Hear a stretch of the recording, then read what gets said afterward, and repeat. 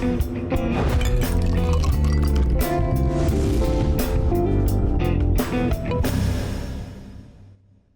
right, welcome to the show, everyone. Today, it's actually really exciting because for everyone who knows me, one of the spirits I do really enjoy is a great agave spirit. Today's guest believes that the true spirit of Mexico doesn't need a celebrity mascot or kind of a giant notoriety behind this giant brand. He is leading what he calls the Mexican Renaissance, a movement to take the perception of Mexico away from the old stereotypes that you might know of, and instead showcase the modern luxury and luxurious and artistic reality of the country today. He is a co-founder of Zomoz Mezcal. The name comes from the Spanish word of somos. For those of you at home who know, somos, I'm Hispanic, so of course this speaks to me, meaning we are, a tribute to the collective community rather than the single individual, and that community is led by a rare force in the industry, a female head distiller, maestra mezcalera, Isabel Santiago. Today, together, they are producing a USDA organic 100% expanded mezcal. He'll correct me in a moment, I'm sure. That is explicitly designed to be approachable, bridging the gap for people who want the heritage of agave without the aggression of smoke.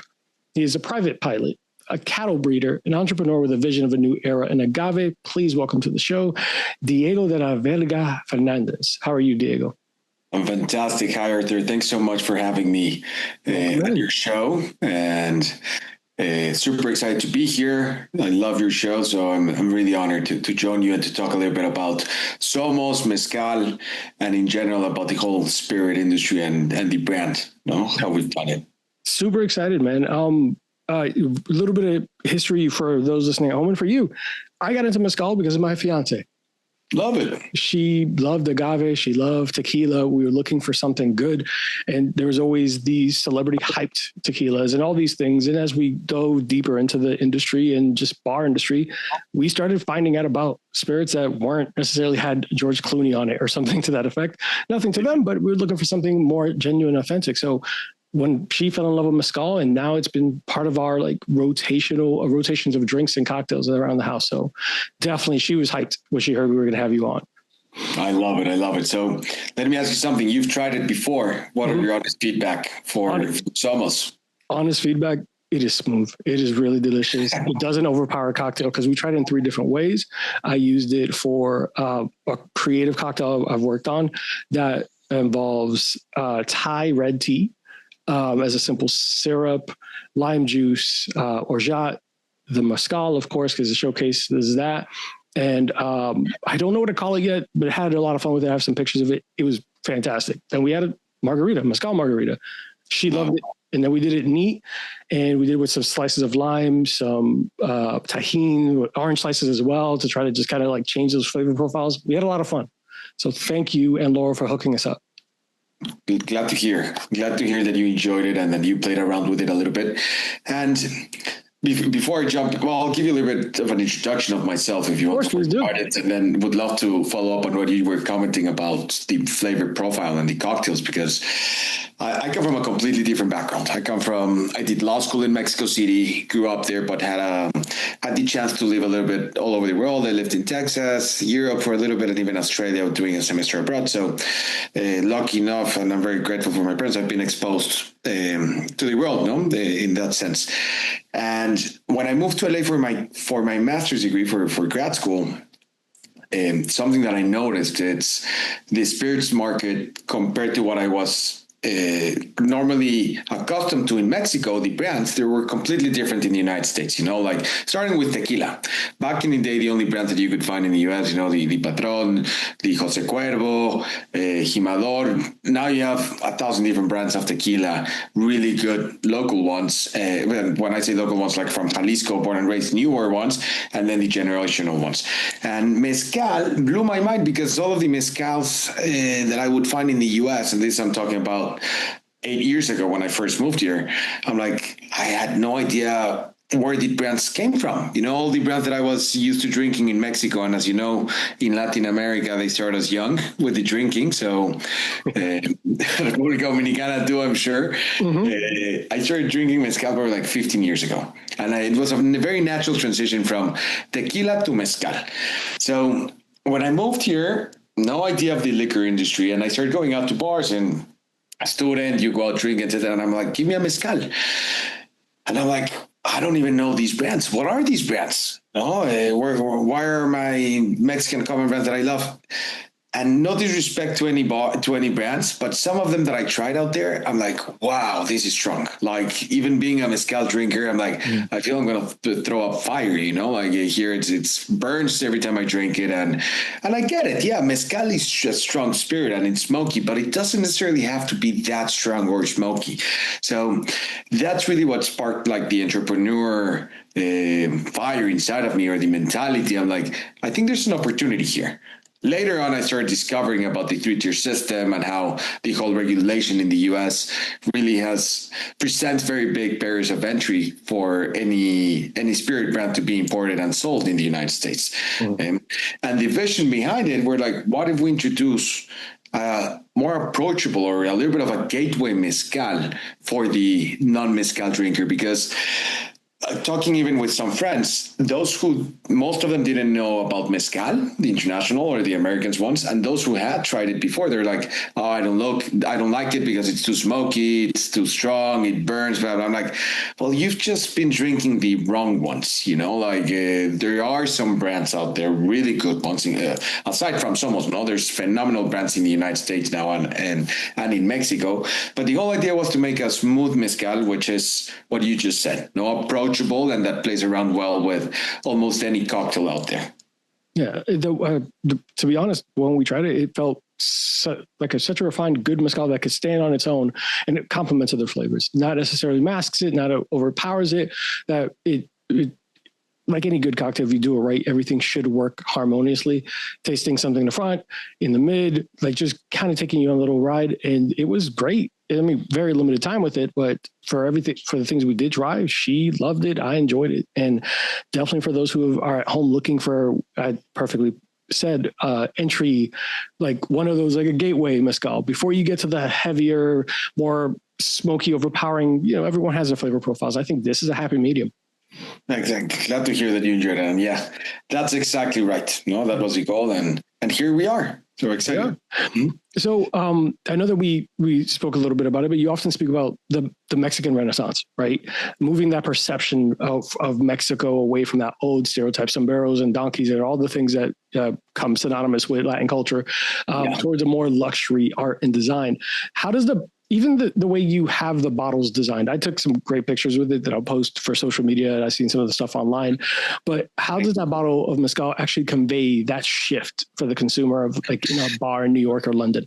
Well, the idea or the concept of the new Mexican Renaissance really happened because I think like 7-6 years ago, and COVID, I think, had a big factor in this. Mexico City obviously has now become Mexico City, and I think we hear a lot about it, and you hear about Puerto Vallarta and Los Cabos and all the touristic places that we usually heard about Mexico. But to your point, nobody really knew Mexico properly.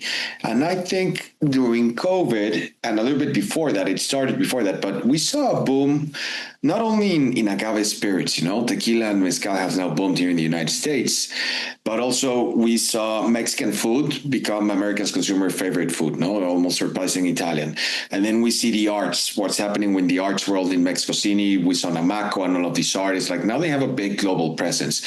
You see music. You see big artists now doing a new genre of music called corridos tumbados, where there's a lot of collaborations between Mexican artists and American artists. And like last year in Coachella, you had all of these Latin artists, especially from Mexico, headlining a lot of the Coachella shows and all around, And then you have hospitality and tourism. More and more people are starting to look at Mexico. Like I live in California, so a lot of times I just hear about Los Cabos and the Baja Peninsula. And I'm like, oh, guys, there's a lot more to Mexico than just Cabo, when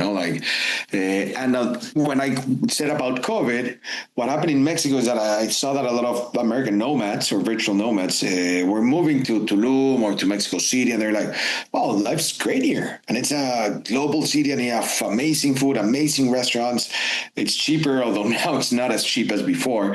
But suddenly, I think Mexico came to a lot of the general population, especially in America or globally, into their radar. And also more and more people go to that. So that's where we came with the concept of like, look, the Mexican Renaissance, the new Mexican Renaissance happening now because of how everything starts coming together, all of these things.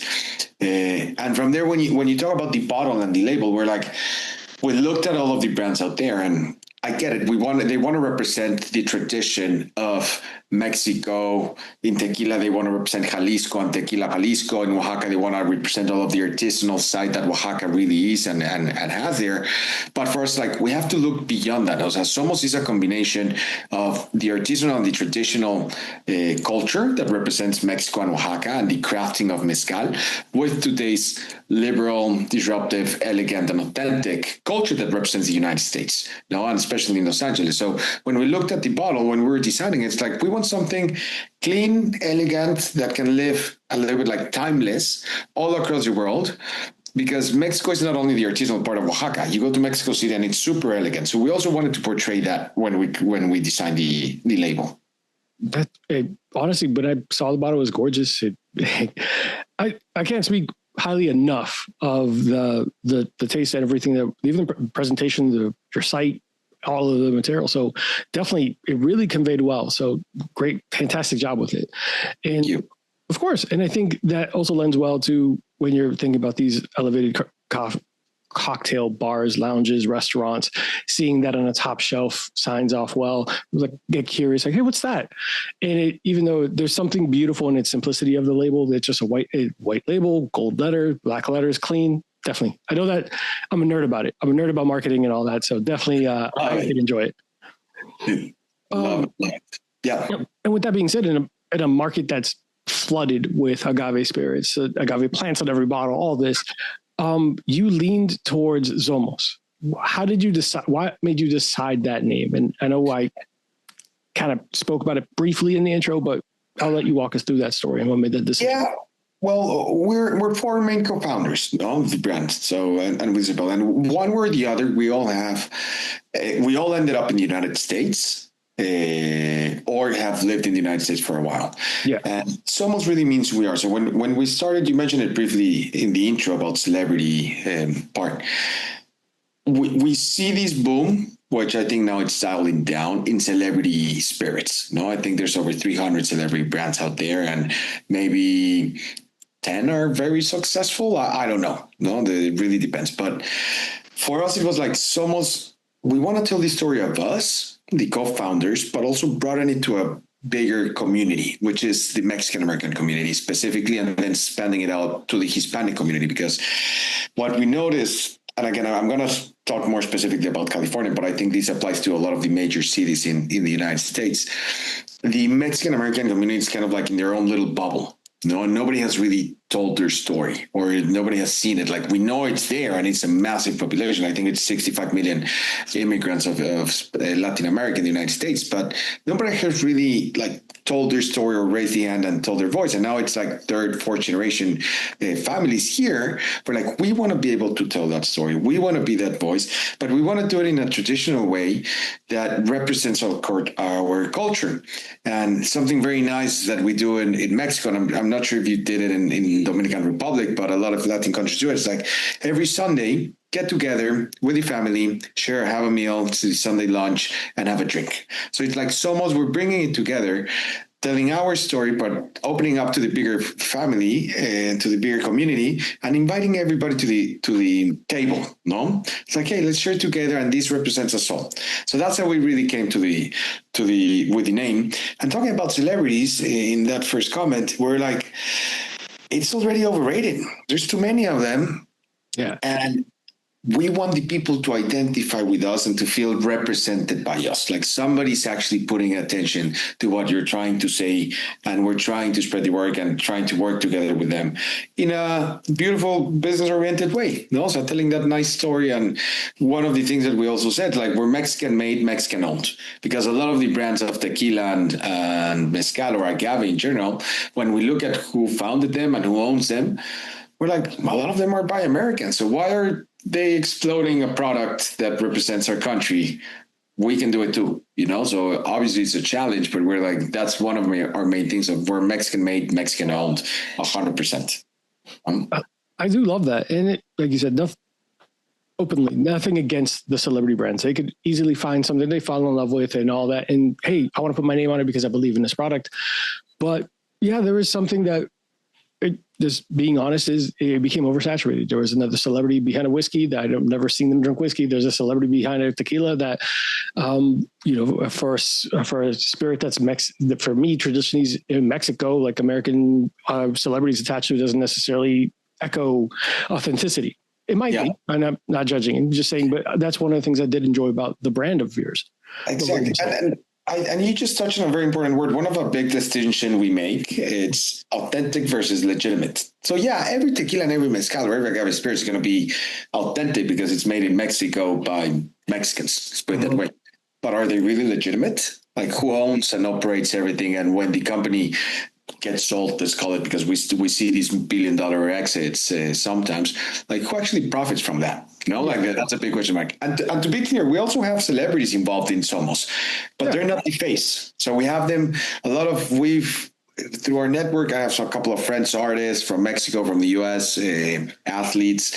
Ryan Howard's one of them that since we pitched them about the story, they have supported us all the way. But we're like, we're not going to put you as the face because the community and the story, it's the face of the brand. We all are one. That's por eso somos al final del día. Yeah, it's the heritage and the backstory of the people who actually were there from the beginning. And I do love the fact that you even mentioned those Sunday dinners and those family dinners where like the spirit brought people together. One of the main things that we always say on the show is that no good story started with salad, that there are moments in your life that are connected to a spirit, drinking, food, but like a dinner, like those big moments in your family or a get together, or a gathering. And I think spirits are one of those things that I could remember the last time I sat around a campfire with friends and enjoyed a drink. I can remember the last time I was on a back porch till 2 a.m.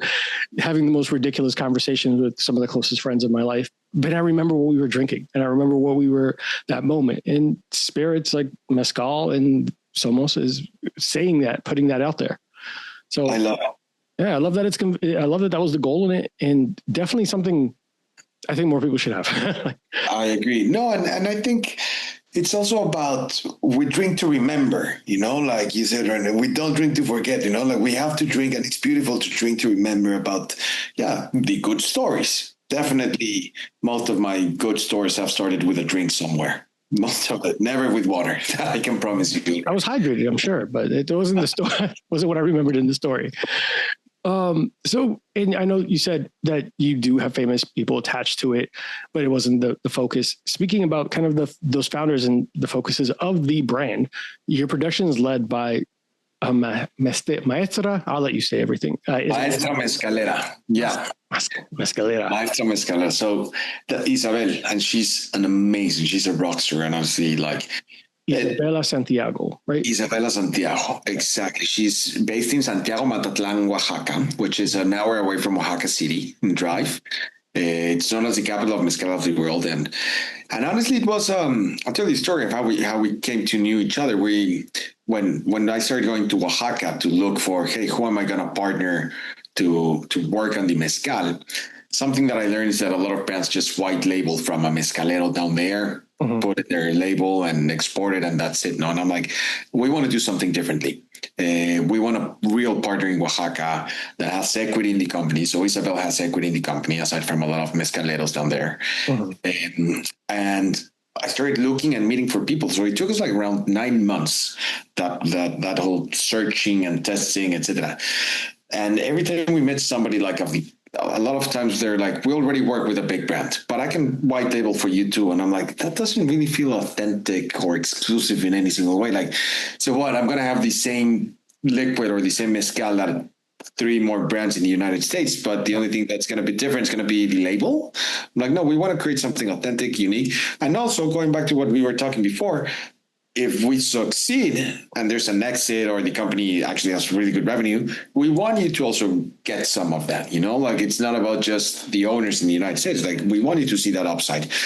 So I searched with specifically one of my partners with Eloy, who is much more of an expert in mezcal than me, but he got married in Oaxaca and everything. So he's like one of those deep connoisseurs of mezcal. And we started going and interviewing and meeting people. And then with Isabel, we're like, you're a fourth generation maestra mezcalera, a woman. Fourth generation maestra mezcalera. Okay. She owns her own land, her own palenque. Actually, funny story, parenthesis. Her grandfather started being her great grandfather, then the grandfather, and the dad. There was a point in Oaxaca. Oaxaca's a very humble state. If you know anything about it, it's always been like that in Mexico history. And there was a point where agave spirits weren't booming like they are today. So there wasn't really a lot of work, no? And the dad immigrated to Los Angeles to save money, worked here for a little bit, saved money, and then went back to Oaxaca to rebuild the palenque and kind of like relaunch his own brand. And women don't really get an opportunity in Oaxaca or in Mexico. You know, Mexico has always been very influenced by the machismo, as I think a lot of Latin America. Yeah. So she's one of the few female, or I think it's one of the only one there that has really been leading the industry and trying to grow. And she's young. You know, and then when you talk to her, and we have a couple of interviews that I'm happy to share with you, it's like it's been challenging for her to even get, call it the men workers, to listen to her. So it's a completely different world, but it's Mexico, you know, and that's how it works. So working with her has been incredible, and she's a full rockstar, fourth generation. She knows everything, like when it comes to mezcal, another level. That is. I'm glad that you took that approach, because it's true. I know that in other industries, I often cite whiskey. They will go to certain companies and get, hey, we have 100 barrels. And as they're coming into their industry, they are buying those barrels and making blends and doing these things. And to your point, it doesn't necessarily make you 100% unique. You're okay, especially when you talk about mezcal, which is a lot different than blending whiskeys or something like that. With mezcal, it has to be your brand and your style to make you different from everything else. And we talked about a heavily saturated market with celebrity backed brands and all this fancy things, and people recognizing what's going to set you apart is going to be that flavor profile, that taste, and everything else you've done. So yeah, I'm glad that you guys went that approach and made a product that was quality and took the extra effort. Yeah. Thank you. And she sounds like a rock star. So shouts to Isabella. Exactly. That's right. So Zomoz, we already talked about it, about being very approachable and often described as less smoky.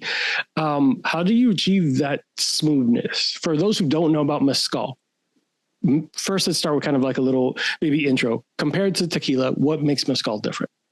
So I always like to introduce mezcal. Think about it a little bit like wine with the regions, no? So let's compare wine and tequila, mezcal and tequila. Mm-hmm. Similar to wine, mezcal has a lot of different regions in Mexico that you can create mezcal.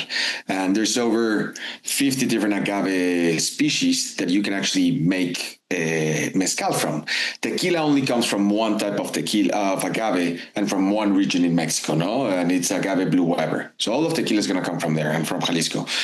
Mezcal, you have 9 different regions in Mexico, 9 different states with different regions that you can create mezcal, and you can make a lot of blends. So that's why you see the main, I don't want to say the main one, but it's the type of agave that you can actually scale in volume and in production. It's espadín. That's the one that we are. Then you get into a lot of wild agaves, tobalate, pestate, cuish, jabalí, and all of those types, all of those varieties of maguey and agave, you can actually blend them. So it's exactly like wine to that point. Mm-hmm. When it comes to the flavor profile and how we achieved all of that, it's first we let the agave grow, the espadín, which a lot of people harvest from 4 to 5 years. We let it grow to 7 to 8 years, and the weather is very dependent on how long the agave is going to reach that maturity and be ready to be harvested. Then it's cooked for 3-4 days in el hoyo canónico de tierra, we call it, and it's really, this is the same process that has been followed for hundreds of years to produce mezcal. So it's cooked in a hole in the dirt, and everything's hand done. That's why it's artisanal. It's cooked with wood, and you cover the agave piñas, the hearts, with dirt and burning stones, basically. So you leave it cooking for 3-4 days, depending also on the weather. If it's rainy, if it's cold, if it's warm, and that's really Isabel who knows how much time to do it. Like, it's not an industrialized process like whiskey or tequila or vodka, where they just put it in the steel oven containers and they're like, 3 hours timer. Mm-hmm.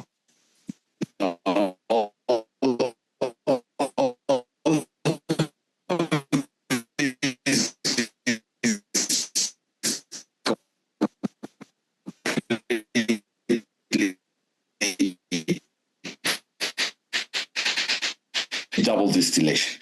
And when people ask us, like, okay, but every single mezcal, which is artisanal, because you have 3 types of mezcal. You have the industrialized, you have the artisanal, and then you have the ancestral. Most of the time, you're going to see artisanal out in the market. And for us, artisanal, what is the difference? I always say,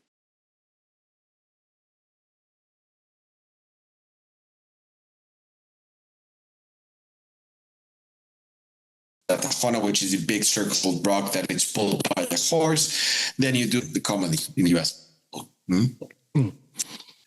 Sorry, I froze up there for a second, but I got the part about, you said, what is artisanal? Do you mind going through that again? It froze there for me. Yeah, of course. So artisanal, it's by law in mezcal. It's the process by which you have to create mezcal. You have to harvest, burn it, distill it, ferment it, like all that product has to be artisanal, and it's really made by hands.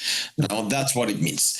So a lot of whiskey and tequila, it's an industrialized process, for example. So they cook it in steel containers and they still it in the steel containers, and everything's industrialized now. Mezcal is not like that. So everything's done and measured by the senses. And that's where the maestra mezcalera really comes into play, or the maestro mezcalero, because you really have to know what it's doing. Like one day I was with Isa, and it was kind of cold in Oaxaca, and I remember they were burning the agaves for it to come. It was like 3rd day. And I'm like, Isa, how do you know when the agave is cooked and you can actually pull it out? Because there's no instruments and you don't see anything, clearly covered under dirt. They're like, well, I just know. But I'm like, how? And it's just experience that's literally passed down through generations that they learned when they were little. Of like, they know exactly, because of the weather outside, and if it's been cloudy or sunny and cold and all of this stuff, how long they need to leave it there. And that's what blows my mind. And that's part of the story of Zomoz. Going back to earlier what I said about combining the traditions of Mexico and the culture with today's more modern times. We're combining the most or oldest tradition and one of the most sacred drinks that are born in Mexico to the day, even by when the Spanish arrived, because we have to remember that mezcal is also seen as a medicine for a lot of the indigenous community over there. So we're combining that and respecting that, and we want to honor that and bring it to the United States and tell that story. No, that's why for us, when people tell us also like, mezcal is a cheap tequila, I'm like, no. Mezcal is harder to make than tequila. People say that. People say I've heard that before, that it's like, it's tequila's cheap cost. And I'm like, no, guys, tequila has some levels. But I'm like, mezcal has, and I don't want to generalize, but I've heard those comments. I'm just from people that are obviously not as knowledgeable as you or of our listeners. But sometimes I've heard like, no, guys, tequila is actually a type of mezcal.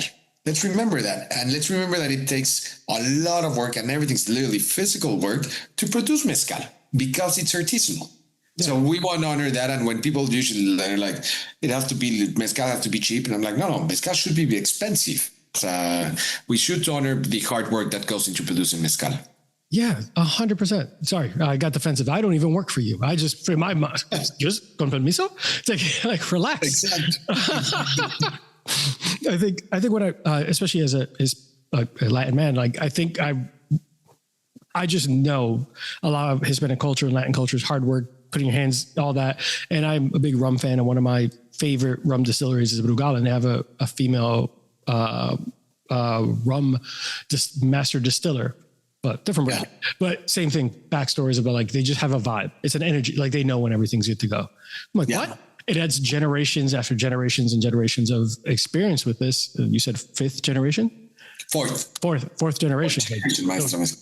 Yeah. So that is definitely a unique, and it's tough, right? How are you going to teach that to somebody who's like, you just know? I just, what? Like, please let me. Years. Yeah. Years. Exactly. So a little bit about, I want to know a little bit more about you. You can you give us more about your backstory and how you brought you to wine and spirits industry? Like it's a unique pathway to have four people say, you know what, let's do this. But what was your path here? So my path, going back to a little bit, I moved to the US 2018 for grad school. And to all of any fellow Trojans from USC listening out there, fight on. So alma mater. So I moved here with the idea of going back. And as I said, I knew nothing about spirits, like at that point. And I remember an anecdote that I'm going to tell you right now. I was in a bar in Santa Monica, and we were having drinks with friends, and I walk into the bar, and it's supposed to be an agave spirit bar, kind of Elefante, great bar, rooftop, super nice, vibey. Like, I want a mezcal. And I look at the mezcal bottles, and I'm like, I've never seen any of these brands. So I'm like, ask the bartender, what do you recommend? And I'm like, he's like, I'll try this one. I don't even remember what brand it was, but he recommended me a brand there. Mm-hmm. He's like, how do you drink it? And I'm like, neat. No, that's how I'm used to drinking mezcal or in Mexico usually. And I remember when he gave it to me, he's like, good luck. So when he wished me good luck, I'm like, wait, what? Why did you recommend something I need luck to enjoy? I think it wasn't like good luck. He was impressed that somebody was ordering mezcal neat. Ah, okay. So I was not in a bad way. He was like impressed. I'm like, give me whatever. Yeah, this one. Great. And he's like, good luck. And when I tasted it, I'm like, okay, this is a punch. No, this is strong. Mm-hmm. So I decided to changing my legal background and changing my political background and everything. I'm like, I'm going to venture for this. There's an opportunity here. Like, then I started noticing in the market that everywhere I went, I tried the mezcal. I'm like, doesn't really work. And just having all of the experience in the back, naive of myself, I think on a little bit side and maybe being a little bit too cocky, like, this should Confidence is key. Confidence is key, right? Let's start a spirits brand. No, like how hard can it actually be? So how hard was it? I honestly think like today, if you would ask me, would you start from scratch again and a brand without knowing the industry, I might feel like, ooh, that's tough questions, like that's I would have to think about it. I love it. But I think the whole world that I've been through, like I mentioned earlier, I had the opportunity of living in Sydney and Texas and in Europe for a little bit of my life. I always like education and challenging myself, and I love the world, So I'm like, I think there's an opportunity here, and I'm starting implementing all of my knowledge together and say, like, let's go for it, like let's do something different. So I think I diverted a little bit from your question and the background, but bring me back to any specifics. Yeah. And I loved it, like since then I don't regret anything and I don't regret doing it. And that's that. No, I was coming for 2 years to LA and now it's been 8. So I'm like, it's nice. I mean, it's a beautiful journey, right? You came here for one specific goal in mind and found a dream that was better than that or different, unique. Exactly. With Zomoz, you have achieved the USDA organic certification, which is a massive hurdle regarding paperwork and farming. When you spoke earlier about getting everything cleared to go into the United States, everything like that. Why was that stamp important rather than just saying we use natural practices like many other brands do? Because it was a hurdle and it was a pain getting the USDA organic certificate. When I say a pain, it took us also a couple of months, like over 6 months to get everything. And you have to have the company certified in Mexico and then certified in the US, but also complying with what's organic. So that's something that since the beginning, Isa has been very, very specific in her way of working and how all her sustainable practices that she practices in the Palenque and in Oaxaca. We're like, we need to get your USDA organic certificate. I'm like, Isa, do you have it? And she's like, no, I don't have it. I'm like, so we work together, got it, had everybody inspected, and it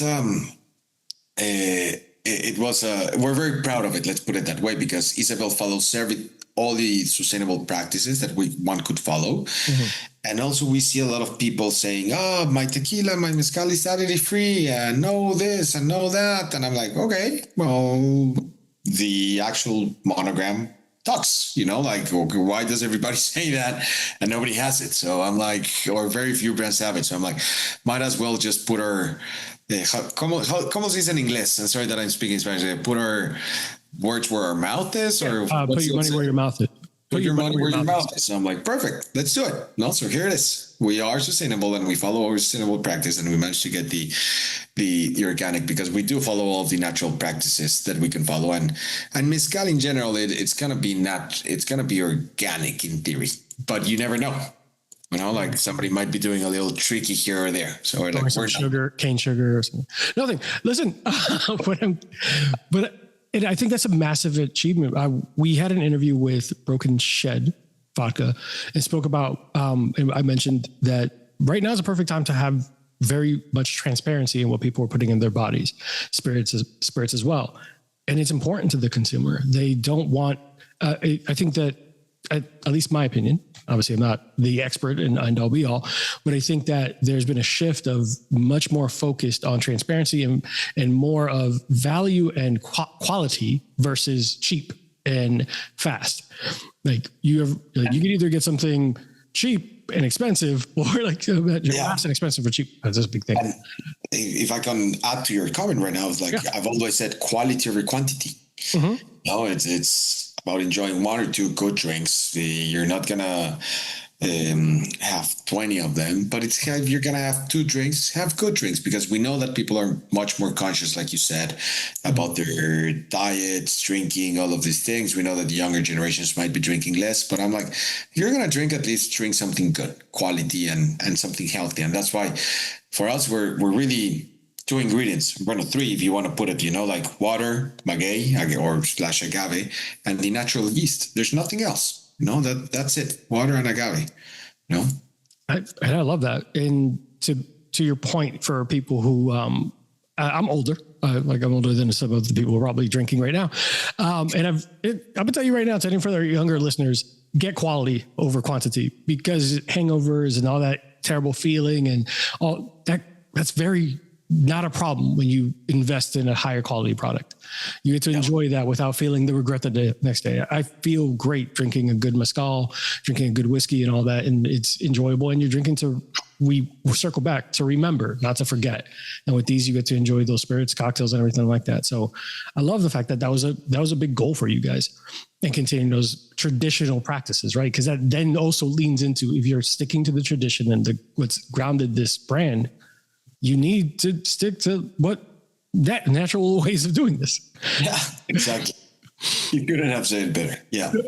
So I know that you lived in all of these countries, Australia, Germany, and have there ever been, when you entered into the spirits industry, any unique or standout stories that you wanted to share with us, or I know that we sent you some of these questions, but what was the most interesting story that happened to you since leading with your company?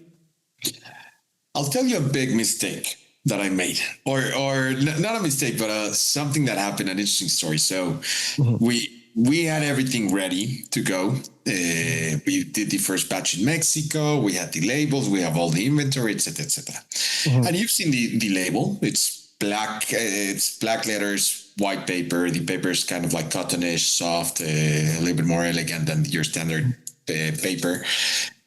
So we shipped the first batch to the US.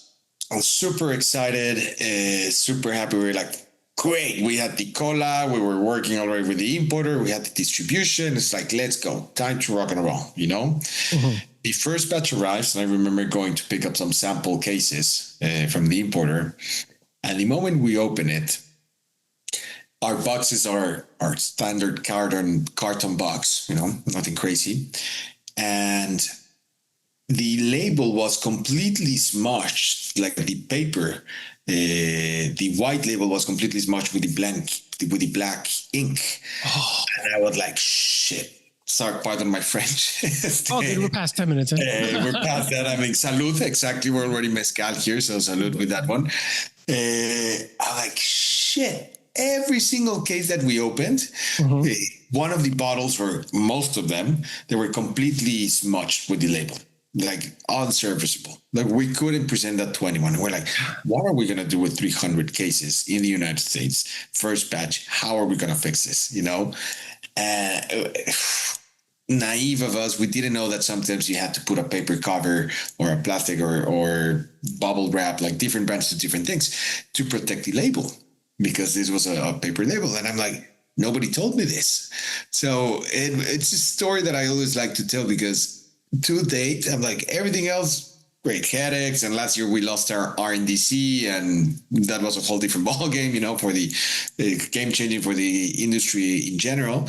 But I'm like, that specific story, oh man, I remember reprinting all of the labels and relabeling 300 cases was a pain, you know, like once the product's by hand? It's by hand. Yeah, of course. Everything's done by hand. No, that's another thing. I'm thinking about the 300 by hand, like peeling off, putting on, peeling off. You couldn't imagine how were we in the warehouse with these special permissions to do all of these things. And we're like, wow, this is something that I hope nobody has to experience, because it was an interesting lesson and story.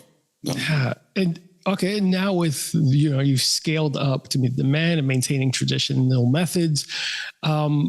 Where is that line where you will absolutely not compromise and like, hey, we will modernize and scale up, but where is it? Like, we're not going to do that. We're not going to take any shortcuts. Like where, like, are you satisfied with keeping things of a smaller scale to maintain those traditions?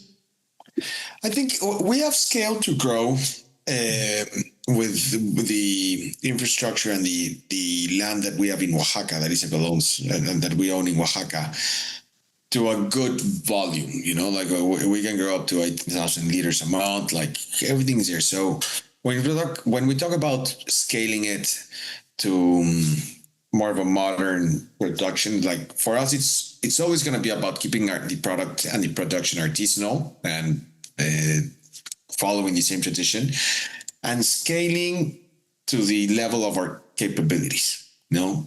From there, I'm like, how are you really going to continue scaling? Well, you get to a point, and hopefully we get to it, where our production is not going to give us more, but then we can start working maybe with the community to get more agave, you know, like, but Isabel will always be our maestra mezcalera, and she will always be in charge. A lot of the land in Oaxaca, for those who don't know, it's community owned. No, so you can always source more agave if it's the right agave with the other part members of the family or whatever it's going to be. But for us, it's always keeping the traditional and the artisanal side of Zomoz as it is. Is it going to be challenging? Yes, definitely it's going to be challenging. It's going to take more time. Maybe it's going to take more time. You know, it's not the same producing 2,000 cases and producing 20,000 cases. So it's just a matter of how do you structure it and time it, and good problems, I would say, at that point that we would have to focus and solve. Yeah. I mean, it's a good problem to have, right? Like I don't have enough spirits to give all the demand that is out there. So yeah, I'm happy to hear that as a consumer, because I think that's always something that's scary of when a spirit gets too popular. It's like, then where our shortcut's going to be taken. And you don't strike me as the type who wants to take the shortcut, bouncing around the whole world and figuring out life. So great. Well, it's about the long-term vision, you know. Most people want a quick in and out, and I'm like, no, this is going to take years, and it's part of it. You know? We're young, Arthur. I know you said you're older, but we're young still. So you're not hard. Just keep drinking mezcal, you'll feel young forever. Exactly. So as one of the things I was curious about is, a lot of people were not able to achieve success without some help along the way. Are there any people that you think played a big role or influence on your pathway here? Definitely. And one with whom I'm really, really, truly grateful. It's a great mentor, friend, an advisor of mine, also Rudy Ruiz. Rudy Ruiz is also an immigrant. He's Cuban-American. Mm-hmm. He's been in the industry for a long time. I mean, at one point he was the CEO of Bacardi. I think like 20 years, more than 20 years, no, like 30 years ago. And then he worked in Southern, and he's honestly the one that has taught me everything about the industry. Like he's an amazing guy. I mean, he was CEO of Bacardi back in the day, so you could imagine everything that he knows and has seen. And without him, I don't think I'm going to be here. I have a lot of friends and mentors, advisors, investors on this side, but him is one that I really want to point out to. And I also want to thank Fred Cook, who is a former professor of mine in the Masters, who taught me a lot. Because I forgot to mention this in the beginning, but during my second Masters, when I decided to do this, I went back to USC to get another degree. I needed to learn about branding and entrepreneurship and business, etc. So I decided to go back to school, and one of my professors there was Fred Cook, and he helped me a lot to build the brand and understand all of this, what marketing really meant. You know, like I came from public policy and legal and law school. So I didn't know anything about building brands and marketing and PR and communication. So them two have played a pivotal, a very important part in my life and in this brand, guiding me. That's awesome, man. I mean, it's we can't do it alone, and Zomoz is almost synonymous with that, right? You need a community to be able to achieve those goals and do the things that matter to you. Yeah. So that name just works perfect, right? Exactly. No, and it's how you say, like you need a community to go. Like if you want to go far, go together. If you want to go quick, go alone. And it's like this again. It's long term, and we want to go far. So, paso a paso. Yeah, the brand is definitely one that I think is going to have staying power, and slow, steady in the right way, last a lot longer. So I got a couple questions before we close out, right? Any exciting projects you got going on? Anything you're looking forward to? Any events for Zomoz? We do have a couple. We're opening up the New York market now. Starting to sell in a couple of bars, restaurants over there. So that's one of my main goals for this year. I think it's exciting. We do have a couple of events starting to come up especially here in LA, during Art Week, Freeze. Which is I love it, to be honest. So super exciting things there, and building out the calendar. Like when it comes to events, we also always like partnering with other brands. We have something in Coachella partnership coming up, and music, not fully our own. We always like to partner with other people because again, we like to collaborate. Yeah. So it's all about collaboration for us, and the New York market. That's, I think, for us the most important thing and the most exciting.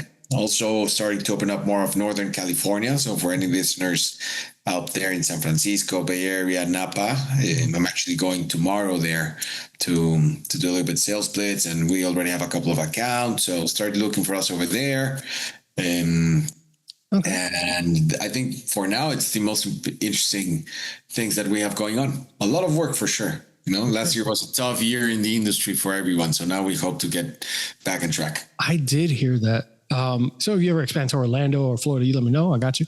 Thank you, man. Of course. And real quick, when you talked about, expanding and getting into bars and getting to those scenes, it was the focus was it always the focus of, hey, here's the spirit, try it out? Or to get into those bars, was it with the approach of cocktails? Was it an approach of how were you kind of presenting that to the industry? I always like to say, like, look, obviously cocktail placements is the goal for us at the end of the day. And we're like, hey, we place around very well with everything. It really comes back to account to accounts. Sadly, we know that a lot of accounts right now aren't doing that well. So the industry, you always have this other side of it. Doing events and parties, and they ask for things that as a startup, sometimes we can't actually do, all of the account support that some of them ask for. And well, it comes down to the relationship. For me in LA, everything has been built relationship wise. Like we're so limited in marketing budget. We can't throw the massive parties. We can't invite everybody to a festival. But it's all about relationships and building long term. Like maybe you start with a back bar and then you get them in and you get them to try it neat, and then maybe they like it neat, and then they start playing with the cocktails like you did yesterday. They're like, we're actually love it in an espresso or in espresso instead of martini, or instead of an espresso martini, you do it espresso mezcal. You do a carajillo with it too. Oh, carajillo, exactamente. And I mean, the margarita plays amazing with it. Spicy mezcal margarita, I think, is one of my favorite ones. The paloma. Yeah. And then you can also do very high-end ones. So. Okay. I love that. I do love their approach too, especially when you think about margaritas synonymous with a good night out. And to get into the cocktail scene and everything like that, I think is one of the best ways of approaching, especially something like a spirit that people might be a little afraid of. Because mezcal had that name, like had that reputation of being smoky and overbearing, but this is definitely not that. Anyone at home, this is fantastic. Definitely try it out. No, and I always like to encourage drinkers out there, like, hey, try it neat. Try it in your favorite cocktail so that you can, but most importantly, try it neat first so that you can actually taste the flavor profile, and then mix it with everything else that you want to. Wow. And at the end, some people say like, mezcal, I've heard this in the industry also, like, mezcal should only be drank neat and without ice. And sometimes I tell people, like, if you want to throw a big cube in there with a twist of orange, do it, Mm-hmm. However you like to drink it, that's where you should enjoy your mezcal. People say you should never mix mezcal. I'm like, guys, in Oaxaca, we mix it with hibiscus water and with maracuya and mango and all of these things. You can definitely mix mezcal. Like that's like, whoever says that it should only be drank neat. Sure, it's a one way to do it, but you can play around with it. However you enjoy it, that's how you should drink it. Yeah. Variety is the spice of life, right? I want to enjoy it how I want to enjoy it. So definitely. Yeah. I'm on that same page. So two of the questions I like to ask everyone before we close out is, one, what is your deathbed cocktail? What is the drink, or if your last drink on earth, what would it be? Oh man, last drink, any drink. Mm-hmm. Here's the thing. I have to confess something. I tried cocktails, but I like drinking all my spirits neat, straight up. So I would drink something straight up, mezcal included. Well, I would have to say Zomoz, of course, deathbed cocktail right there, or deathbed drink. No, straight up mezcalito, maybe with a chaser of a hibiscus water on the side, which is phenomenal to chase it with. I would probably have that. No, okay. Good little mezcal. Can't go wrong with mezcal. And maybe I don't die. They say mezcal's a medicine, so maybe it brings me back. It is one of those spirits that apparently is better for you and your health. I've heard that more than once. I'm not even lying. I remember when I was trying to get healthy, when I was healthy, they're like, tequila is actually really pretty good for you. Okay. Mezcal's really great for you too. All right, cool. Perfect excuse. And last but not least, if you were stranded on a deserted island and you could only bring one bottle with you, and it wasn't in Zomoz, can't be mezcal, what would it be drinking in with who? Can't be mezcal and can't be Zomoz. That's a good one. I would say, look, man, I love rum. And if it's a desert island and it's in the Caribbean, somewhere in the Dominican Republic, something like that, I'll definitely have to go with a nice little rum. And one of my favorite ones, a nice Zacapa, Zacapa is really I love Zacapa, man. Like I could drink it neat, one big rock. That's what I would be drinking.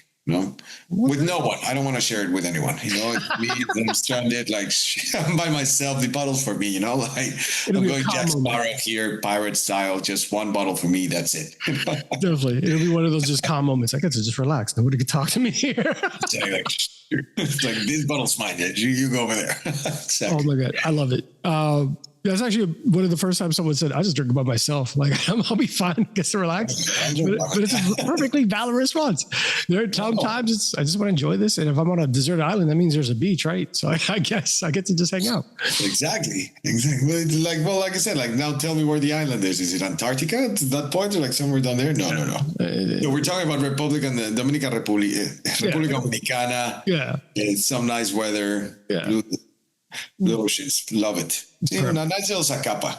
We'll have to drink one together one day. Let me know, man. I'm always around. So Diego, where can people find you? Anything you want to speak about and share with everyone? Any events that you'd like them to know about?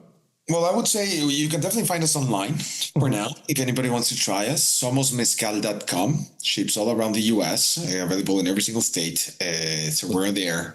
Try us, purchase us. For those in California, in LA, we have around over 100 accounts here in on-premise. So look for us in your favorite bars, in your neighborhood bars. Go out. We're in Total Wine as well. We are in Northgate too.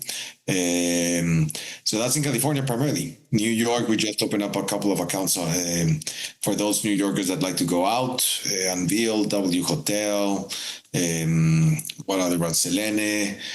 We're starting to open up some bars, nightclubs. So in our Instagram page, you can see more of the list of the places that we're at. And we'll start posting about the events to come. Like we're still working on the schedule and the calendar. So follow us on Instagram, Zomoz Mezcal, and stay up to date with all of the events and places that we're going to be at so that you guys can join. Perfect. Thank you again, Diego, for coming on the show. Super interesting to get to know your journey and more about Zomoz. I'm sure that people at home wanted some information to the difference between mezcal and tequila and everything that goes into making it. So thank you for providing that for our listeners as well. All right. Thanks so much for having me. And I'm looking forward to having one together pretty soon. I'm going to have to come to Florida and see you. Let me know. I mean, I've been meaning to go to LA anyway, so I have family out there. Mi casa es tu casa aquí. So whenever you come, please let me know and I'll see you here and I'll make sure to invite you some good little mezcal. Yes. Looking forward to it. Let me go tell my fiance. There we go. So, as always, thanks. Shout out to Laura for putting us together and hooking this up.